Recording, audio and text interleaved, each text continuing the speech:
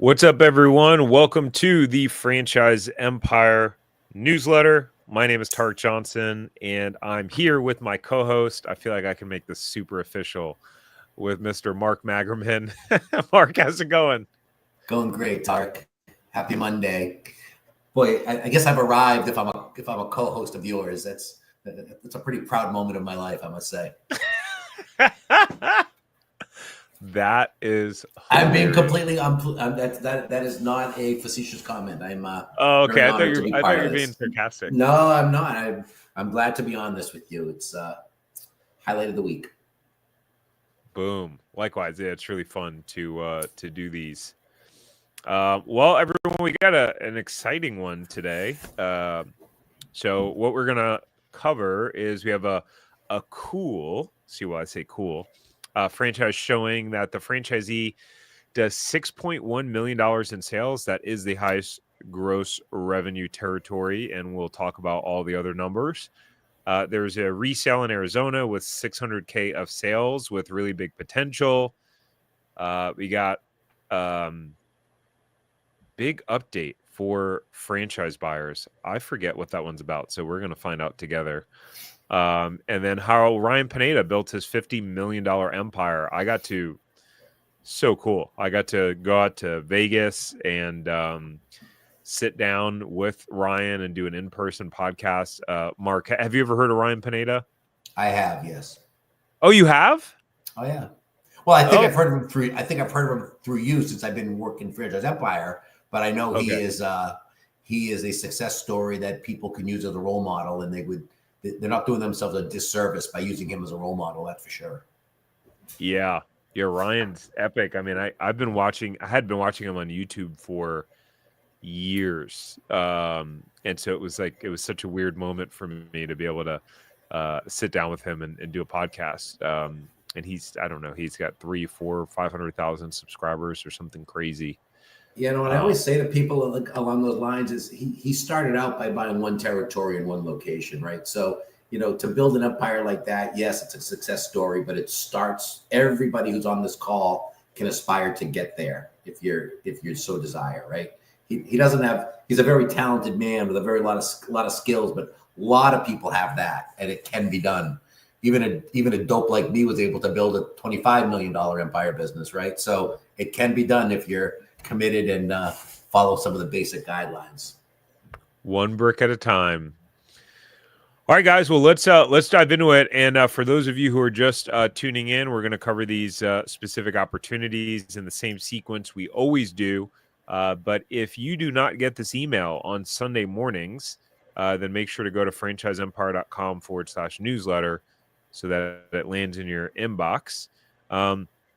And we'll start out with another. We hit one a couple weeks ago, and we're going to hit another one, which is a resale with budget blind. So I'll talk through the numbers, Mark, and then you can kind of talk through some of the bullet points on it. But we'll hit this one quick because we've talked about budget blinds a lot. They've been around since '96. They got 1,200 franchise units, guys. They're the 800-pound gorilla in their space. There's really not many new territories available with them because they've been around so long. So what happens is, because they've been around for 30 years now, you've got franchisees who sell, they retire, life changes. And so they're one of the brands that generally have more quality resales than other brands. This one specifically, I didn't put the city because just as we continue to go on and on with these resales, the franchisors are emphasizing, confidentiality. And so this resale, there's an asking price of $410,000, annual sales of $668,000. If you want to learn more about that cash flow or SDE, seller discretionary earnings, if you got the email, you can just click it. But when you do that, it'll take you to franchiseempire.com/resales. And you'll be able to click, enter your information, schedule a call with our team, and we'll be able to help get you connected to the seller and learn more about that resale and what other opportunities could be available in your area. Budget blinds, they provide residential and commercial window treatments, right? Shades, curtains, blinds. And in this particular, for this particular resale, there's a lot of new construction going on in the area. And by the way, the owner does everything. I was able to see some of the inside data, the spec sheet, and the owner doesn't have any employees. So Mark, what is that? What does that tell you? Like it said on the spec sheet that the owner is they do sales, management, and installation. So when you hear that, what comes to your head? I'm just curious. Well, the first thing that comes to my head is untapped potential, because one person can only do so much, especially if they're doing all the jobs. And it certainly sounds like it doesn't sound like the owner has taken advantage of the fact that it's a franchise, meaning they have systems in place that are set up for these franchise owners to scale and grow their business. And it seems like this owner, for whatever reason, has chosen not to do that. So I think it's a wonderful opportunity for somebody looking to scale a business, number one. And your first comment, which I think was really valid, which is with this particular brand, resales may be the only way you could ever get in. So there's legitimate reasons why these resales are available. But it sounds like if they've been doing all of it, the first thing I think about is untapped potential, because one person can't prospect and sell and service. So it looks like a really great opportunity on the surface here. Yeah, that was kind of my take too. When I saw that on the sheet, I thought, man, that's number one, that owner's probably feeling a little burned out. That's probably the other part of it too, right? And it's like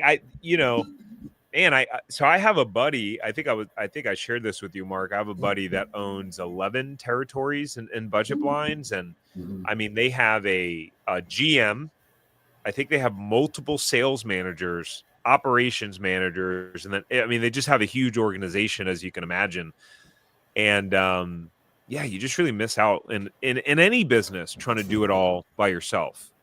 Yeah, and it also sounds like that example is that the quality of life of the current owner can't be that wonderful either, right? Because as a franchise owner, after a couple of years of hard work, you want to start scaling it so you're more of a CEO and you have that life quality that maybe you're not having to do all those jobs, and your life, you might enjoy, things outside of your business a little better. My guess is if they're doing $668,000 of blinds all by himself, there's not a lot else going on in this individual's life, which again isn't the advantage. And again, that's probably what most of the competition is: the local mom and pop operators, and the franchise has the systems in place for you to take advantage against that. So again, untapped is the biggest headline word I would come up with for this resale.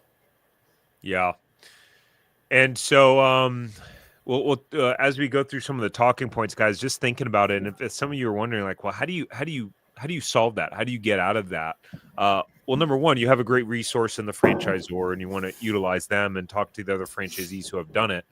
But in a nutshell, it's actually really simple. So if you're the person that buys the business, if you're good at sales and you feel like, okay, I can go into people's houses and sell these jobs, then immediately you hire an installer, and you have the installer do that stuff so you can spend more time selling. And if you're more like you're really strong at operations, logistics, all that sort of stuff, then you'd hire a salesperson, and you would do all the the management, etc. You hire your weakness, and that's how you get going. And it takes some time. It takes some time to get it going. But man, I think this is a big opportunity. And I left in an old previous stat for the other resale, so this is actually not the corresponding stat, but I just so happen to know budget blinds a little bit more than I'd like to admit. But the one territory owners, they do, I believe in their FTD, it's somewhere between 800,000 and 900,000 in sales on average. So this is underperforming. Yeah.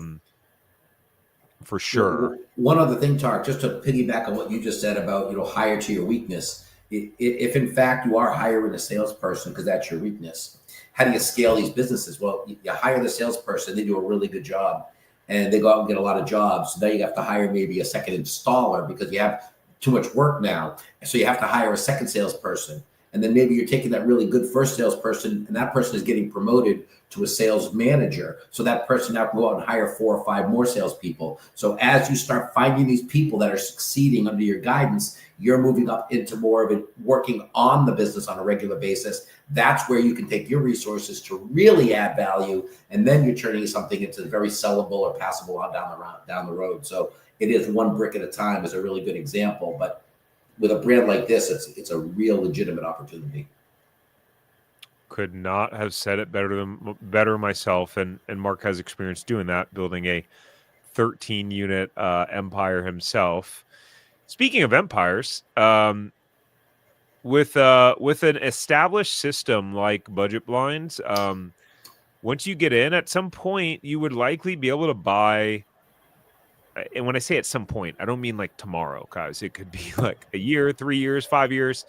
But at some point, there will be owners that are looking to sell, retire, whatever. And this is how my buddy, Adam, who has 11 territories, this is how him and his business partner have gotten to 11. They initially came in buying 1 resale, 1 territory. Then they, bought another. They scaled acquiring only resales from their neighboring franchisees. That's how they scaled. And then eventually at some point after, I think, 3 acquisitions, they started to develop this reputation in the area of like, hey, for owners, if you're looking to sell, go talk to Adam and his business partner. Cool thing about budget blinds, they spent last year $10 million on advertisements, driving 400,000 increase for franchise owners, and they are part of Home Franchise Concepts, which is a parent company that has other franchise brands where you can collaborate with the other owners and send referrals, so on and so forth. So if you are interested in this specific resale, or if you want us to check and see what resales may be available in your market, you can go to franchiseempire.com/resales. Okay, we'll walk through a quick franchise empire client story for a new owner, and then Mark's going to walk us through our franchise of the week. So Stanley had been in telecom for 12 years, and he was learning that his company was going to be acquired. I guess somehow he got a heads up on that, and so he was really looking to diversify and basically get something else going while staying at his job, knowing that there was going to be new ownership in about a year. So he originally started by looking at a resale with our team and some other franchises, but then he was not ready to invest as much money as it was going to require, or the specific opportunities, and he wanted to get something that allowed him to go a little bit more part-time in the beginning. And although 80% of our clients at Franchise Empire do go full-time in their business within 3 months of launching, right? So most of our franchisees are people that are, hey, we're going in full-time. Our team went hard to work to find some other lower cost opportunities with a more flexible schedule and ramp-up period. And so we were able to help Stanley acquire a medical billing franchise that checked all of his boxes. So another happy client and another notch in helping another individual successfully find, vet, and launch their franchise, because that's just what we do, ladies and gentlemen. If I could add one comment to that, Tarek, I think that's important. Yes. One of the benefits of using us here at Franchise Empire, or other good brokers, obviously, but we prefer that you call us, is there are franchises out there that will say to you, yes, you could do this part-time and still do really, really well. And we've just learned that that's not the case. So going with a reputable broker is going to help you by giving you exactly what you're looking for. And let's say, for example, there wasn't something like that we would have told this gentleman that as well. So again, this keeps people out of making really bad investments that you can't get out of by using somebody who knows what they're doing, like Tarek and myself. 100%. Yep. And it's all about expectations too, right? Like, because even if there are some people where, okay, if you're experienced leading people, yeah, you can hire a manager and pay them well, and but it's still you're still then who's managing the manager, right? Right. And what happens if or when the manager leaves? So these are all things where we just try to have your back as best as we can and just be straight up with you. All right, franchise of the week. Mark, you want to start to talk us through this franchise? Yeah. So one of the things I love about 1 hour air conditioning and heating, first of all, what I like the most is the name of it. Very recognizable. 1 hour air conditioning and heating. It pops up everywhere. It's very well recognized. So it's got a great name, number one. And the other thing I love about it is Authority Brands, who's the parent company of this brand, bought them in 2021. Authority Brands is one of the most successful family of service brands in the country. So in our business, when Authority Brands makes an acquisition, we pay attention to it, right? Because they know what they're looking for. They know these brands are pretty solid. So they bought this brand in 2021. What are they? They're heating and air conditioning. From a franchisee perspective, why is that a good thing? Well, every customer that you acquire, you're getting them twice, right? You're getting them in the summer for the air conditioning and in the winter for heating. So you get more bites at the apple in terms of revenue opportunities. 28 corporate-owned territories, which is quite a lot. You don't usually see that many. But that also tells you that the franchisor is a franchisee, so they're connected to the franchisee network and tends to be more supportive. Look at how many franchise units are out there, 385. I always say if you get over 100 or 150 brands, you're very robust and mature. But then I say, are there really 385 idiots in the world that all bought a brand that really stinks? Chances are no. So again, that in itself is a selling point to potential investors. 385 plus the 28, well over 400 territories. There's got to be something good about that. Authority Brands bought them. They're very recognizable with their name, and a lot of really smart people are investing in it. So, those are three pretty good things to have on your side of the ledger. Franchise fee is actually lower than a lot of the home service brands that you see up in the 50, 55 range. So the franchise fee is low. The royalty, I believe, is also a little lower than I've seen in the past, which is nice. The national marketing fee, the sliding scale, national marketing fees are available with brands that have a reason or a need to be able to market on a national basis. And with that many territories, they obviously do. So it is the franchisee's obligation to pay their share of those marketing fees. The investment range under $275,000 all in.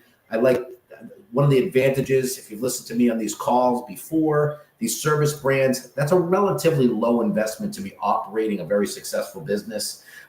If in our days, not that it's an apples to apples comparison, but it cost us about $850,000 to build one Five Guys restaurant. So it cost $850 just to build one. Forget franchise fees, forget everything else. $275,000, you're in running this business. The 10-year term is a very consistent number, and again, it'll be very exciting to see because in the next month or so, the new FDD will come out that will update these numbers through the sales for 2024. So that's coming. But what is it? I guess we probably should have put that up front, but residential, light commercial air conditioning, heating maintenance, repair, and equipment replacement services.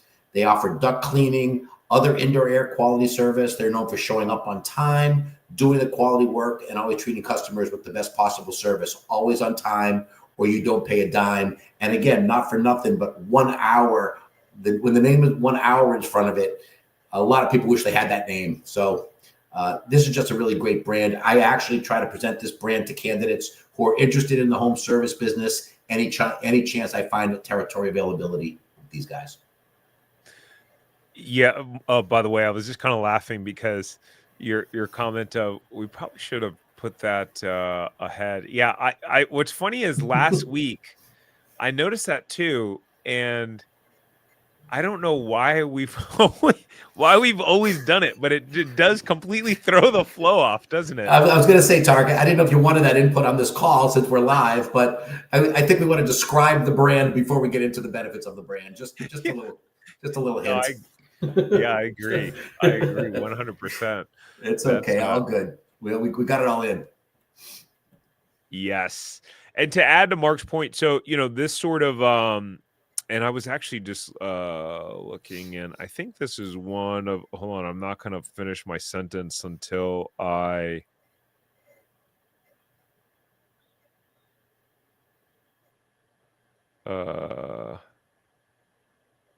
was trying to see if we had, okay, never mind.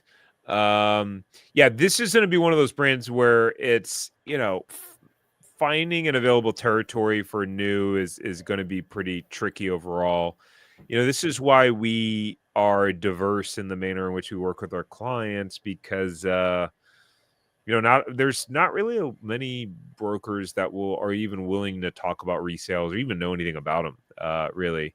And so the other point too is that as we go through the numbers, if you like this sort of business, there are other ones out there that have more territory availability. I mean, this business has been around for a bit now, right? So the longer you've been around, the more territories sell out. And honestly, it's a good reason to, if you see a brand here that you like, or just in general, like, to be decisive and move quickly, because the likelihood is, if you're like, I'll wait till next year, the likelihood is, the territory you want probably won't be available a year from now, with most franchises. No, it's definitely true. And again, I think I'm repeating myself from last week, but if it's a resale that you're seeking, I would say it's going to go really quickly. So if you are interested in resales and you're working on a specific resale or have interested in a specific resale,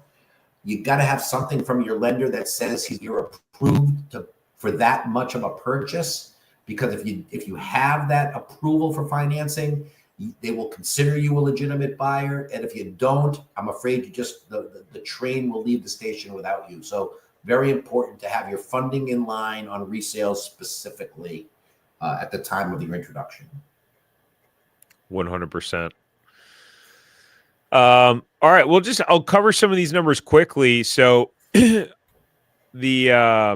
at least I won't say that the top performing franchisee does 114 million today, Mark. Right, I won't. Yeah, because I'm sure last week we had the franchisor had a lot of phone calls inquiring about getting involved with that brand after this call. So yeah, good catch.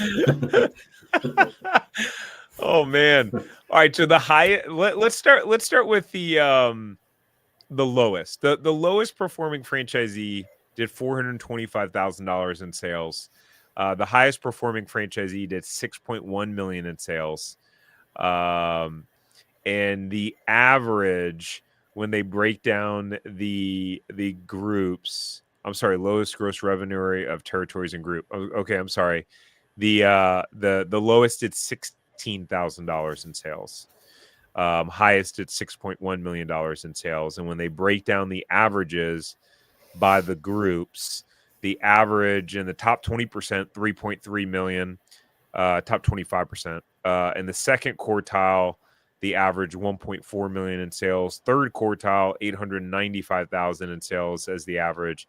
And the bottom 25%, 178,000 in sales on average. Here's the really cool thing about just franchises in general, is that you can talk to, in a franchise system, you can talk to the people that are crushing it. You can talk to the people that are not crushing it and that are flailing, treading water, and you can find out what the hell is the difference. What is the difference between someone doing $178,000, or that's the average? What's the difference between someone doing $459,000 in sales versus someone who's doing 2.1? Like, what's the difference in their strategy? What's the difference in their thinking, their mindset, the way that they approach things? That's what I want to know. I'm always fascinated when I meet someone who's successful, I always want to know, like, how do they think? You know, how do they think? What strategy do they use? I'm just always fascinated by that.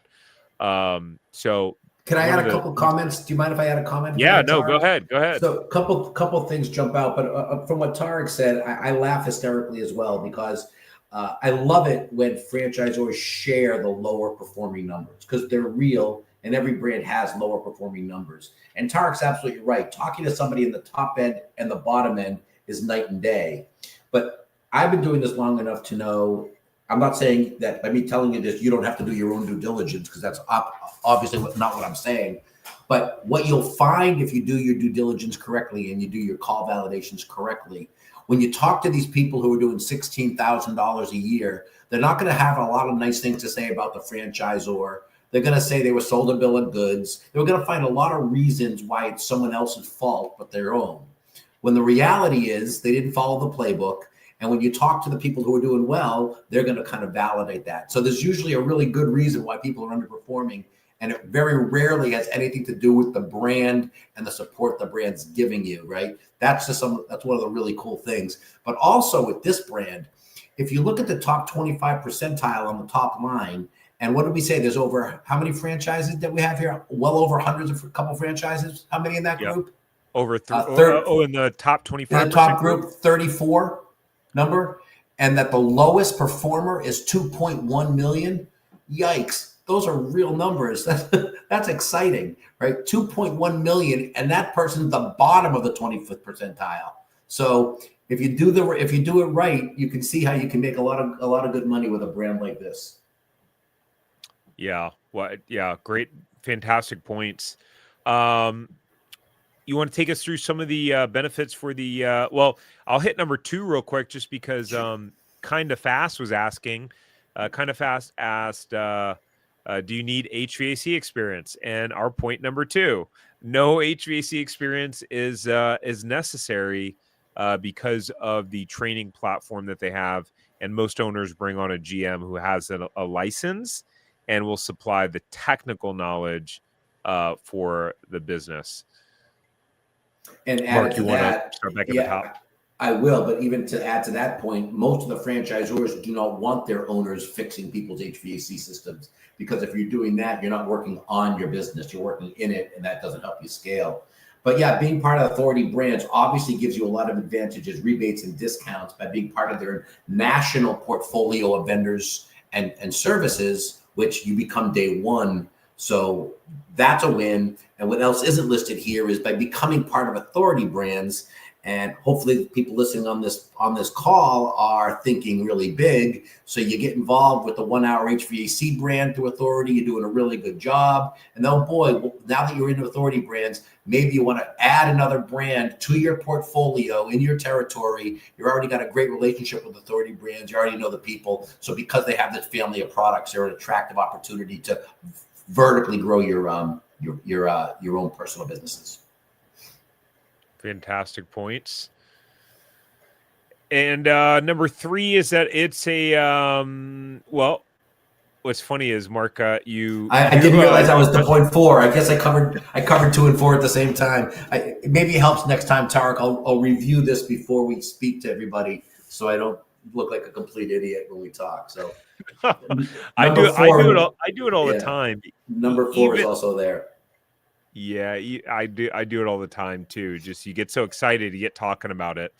So that I don't think the order matters much. Right, I agree. Right, guys? As long as you get value.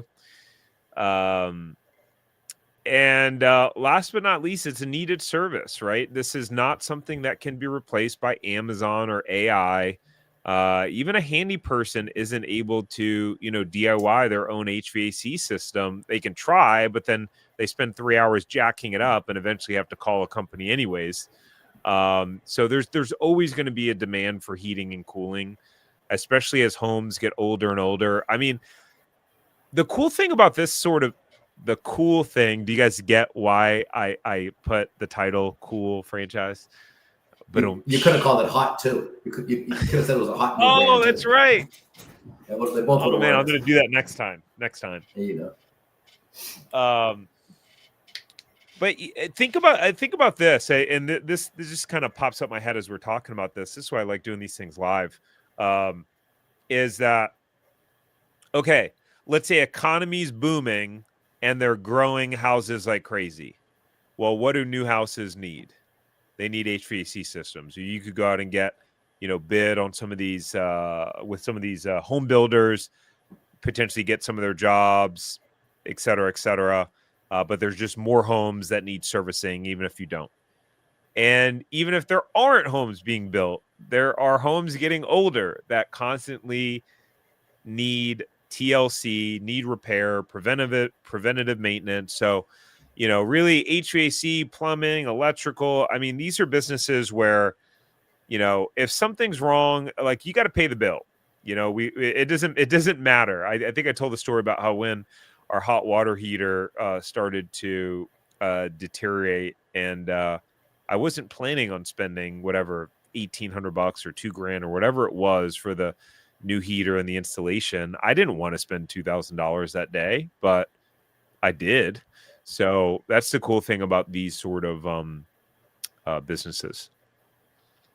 No doubt. For those of you who are interested, if you want to learn more about this specific franchise, or you just want to have a conversation with, Mark, or potentially myself on what sort of franchises align with your skill sets and your goals, and which one of them are available in your area specifically, then you can go to franchiseempire.com/check territory to see if they're available. Please keep in mind that if you're wanting to work with us, meaning me or Mark or whoever on our team, to represent you in the process, then you need to make sure not to reach out to the franchisors directly. Because if you start the process and you reach out to the franchisor directly and then try to loop us in, we can't represent you in the process at that point anymore. So any of these franchises you see, reach out to us.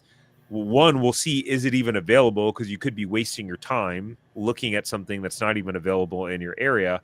We'll find out what's available, what aligns with your skill set, and then, based on that conversation, be able to help you make the proper introduction.